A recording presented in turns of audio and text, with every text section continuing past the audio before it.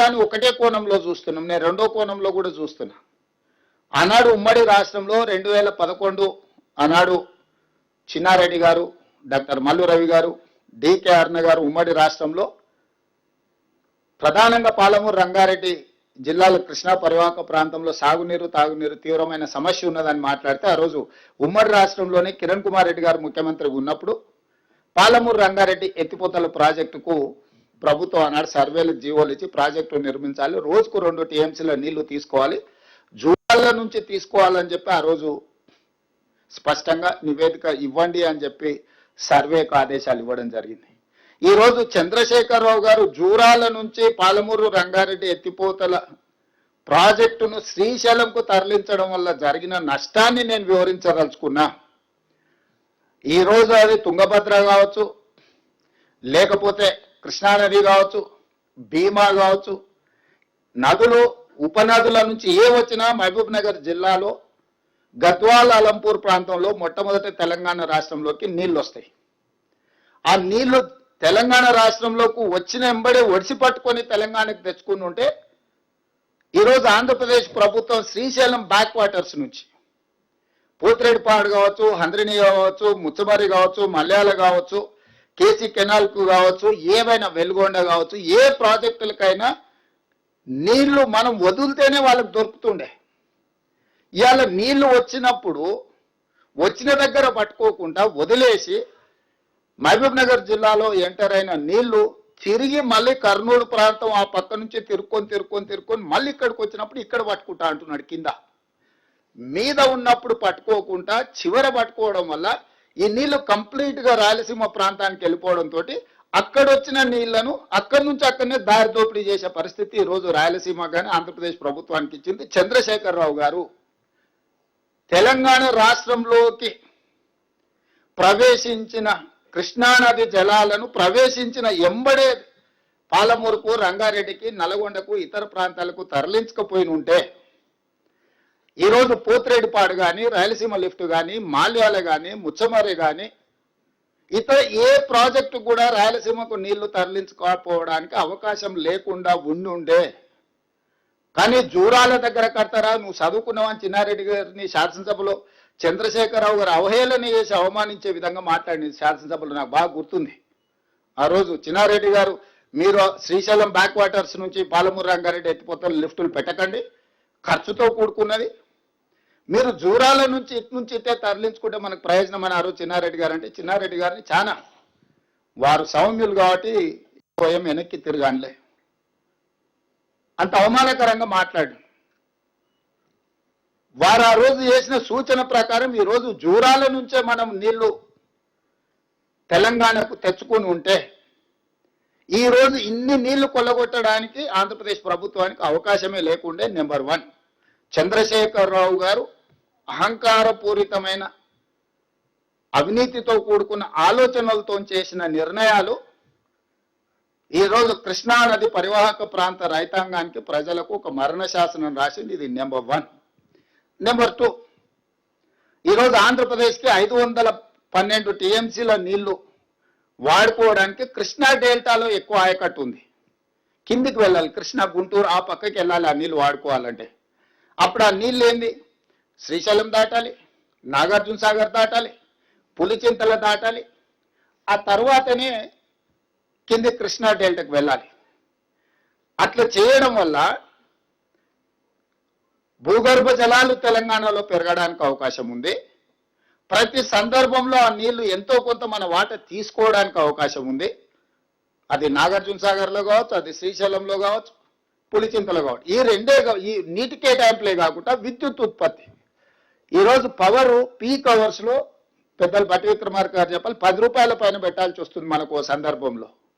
ఈరోజు నీళ్ల ద్వారా జల విద్యుత్తు ద్వారా విద్యుత్తును ఉత్పత్తి చేస్తే 4 పైసలు 8 పైసలు పడుతుంది. ప్రాజెక్టుల ఇన్వెస్ట్మెంట్ కాస్ట్ అయిపోయింది కాబట్టి రా మెటీరియల్కి ఏం కాస్ట్ లేదు, నీళ్లు దేవుడిచ్చిన వరం కాబట్టి శ్రీశైలం, నాగార్జున సాగర్, పులిచింతలో విద్యుత్ ఉత్పత్తి చేస్తే ఆ విద్యుత్తులో తెలంగాణకు వాటా వస్తే 4 8 పర్ యూనిట్ విద్యుత్ వచ్చేది. ఈరోజు శ్రీశైలం వెనకాల నుంచి వెనకాలనే పోతిరెడ్డిపాడు, రాయలసీమ, ముచ్చమరి, మాల్యాల ద్వారా నీళ్లు లిఫ్టులు చేసుకొని పోవడం వల్ల శ్రీశైలం పవర్ ప్రాజెక్టు డిఫంక్ట్ అవుతుంది, Nagarjuna Sagar power project defunct అవుతుంది, పులిచింతలో ఉన్న పవర్ ప్రాజెక్టు డిఫంక్ట్ అవుతాయి. మీరు కేవలం నీళ్ల తీసుకెళ్లడం ద్వారా వ్యవసాయానికి జరిగే నష్టాన్ని మనం ఆలోచన చేస్తున్నాం, కానీ చారానకో ఆటానకో యూనిట్ దొరికే పవర్ ప్రాజెక్ట్స్ కూడా డిఫంక్ట్ అవడంతో 10 రూపాయలకు పర్ యూనిట్ కొనుక్కునే పరిస్థితి తెలంగాణకు వస్తే, ఒకవేళ 10 రూపాయలు పెట్టినా విద్యుత్తు దొరకని పరిస్థితి వస్తే విద్యుత్తు పరంగా కూడా తెలంగాణకు తీరని నష్టం జరుగుద్ది.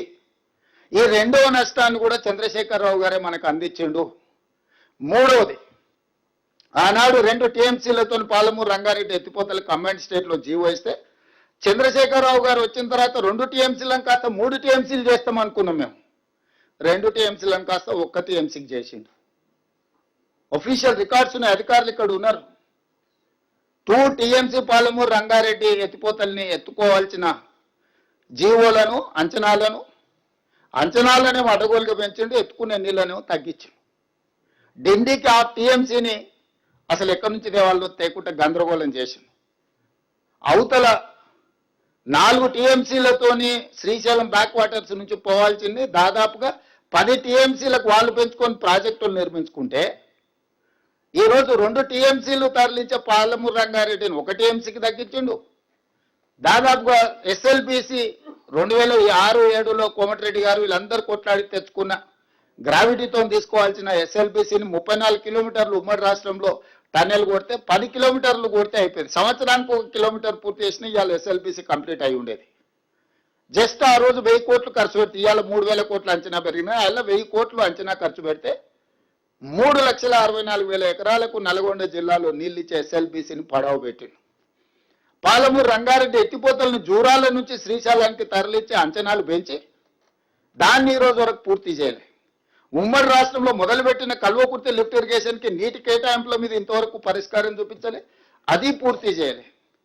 భీమా, నెట్టంపాడు, కోయిల్సాగర్ ఏ ప్రాజెక్టు చూసినా సీతారామ సాగర్ వరకు, ఇందిరాసాగర్ వరకు ఆ కిందికి పోతే ఏ ఒక్క ప్రాజెక్టు కూడా ఈ 9.5-10 సంవత్సరాలలో చంద్రశేఖరరావు పూర్తి చేయకపోవడం వల్ల ఈరోజు మనకు హక్కులు రాలేదు, ప్రయోజనము చేకూరలేదు. చివరికి ఈరోజు దాన్ని సర్దిద్దుదామని మేము ఎప్పుడైతే కూర్చొని ఈయన ఇచ్చిన లేఖలు, ఈయన వాళ్ళ పట్ల చూపించిన ఔదార్యం, ప్రేమను, ఈ తెలంగాణ ప్రజలకు ప్రయోజనం లేదని ఎప్పుడైతే మేము మాట్లాడుతున్నామో ఈ రోజును ప్రజలను తప్పుదోవ పట్టించడానికి ఈరోజు వాళ్ళు శాయశక్తుల ప్రయత్నం చేస్తున్నారు. అందుకే ఈరోజు కృష్ణానదిలో చంద్రశేఖరరావు గారు చేసిన ద్రోహము ఉమ్మడి రాష్ట్రంలో సీమాంధ్ర పాలకులు చేసిన అన్యాయానికంటే 1000 రెట్లు ఎక్కువ అన్యాయం చేసిండు చంద్రశేఖరరావు. నిజంగా ఒకవేళ అనాల్చి వస్తే, ఒకవేళ ఇట్లాంటి తప్పులు చేసినందుకు వాళ్ళని ఒక్క కొరడా దెబ్బ కొట్టాల్సి వస్తే చంద్రశేఖరరావు గారిని 100 కొరడా దెబ్బలు కొట్టాల్సింది కృష్ణానదిలో మనకు చేసిన ద్రోహానికి. అలాంటిది ఈరోజు ఎదురుదాడి ఎట్లా అంటే ఇంకా అడ్డు అదుపు లేదు, వాస్తవాల ప్రాతిపదిక లేదు.